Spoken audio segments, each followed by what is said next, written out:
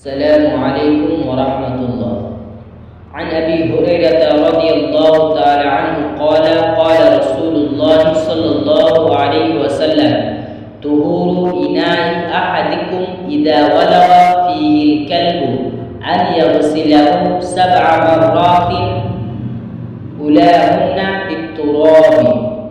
আবু হুরায়রা রাদিয়াল্লাহু তাআলা আনহু বলেন, রাসূল সাল্লাল্লাহু আলাইহি ওয়াসাল্লাম বলেছেন, কুকুর কোনো পাত্র চাটলে সেই পাত্রকে পবিত্র করতে 7 বার পরিষ্কার করে ধুতে হবে।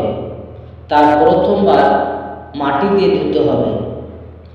তিরমিজিতে আরেক বর্ণনায় আছে যে সেই পাত্রটিকে প্রথমবার মাটি দিয়ে বা শেষবার, কিন্তু 7 বারের মধ্যে প্রথমবার একবার মাটি দিয়ে ধুতেই হবে।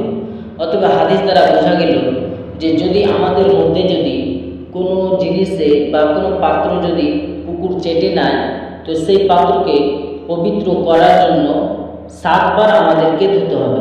7 মাররাতিন, রাসূল সাল্লাল্লাহু আলাইহি ওয়াসাল্লাম স্পষ্টভাবে বললেন, হাদিসের মধ্যে বলেছেন 7 মাররাতিন, অথবা 7 বার সেটিকে ধুতে হবে। তার মধ্যে প্রথমবার হোক অথবা শেষবার হোক, একবার মাটি দিয়ে মাজতে হবে। কারণ মাটি দিয়ে যদি না মাজেন তো সেই কুকুরের লাল লেগে থেকে যায়।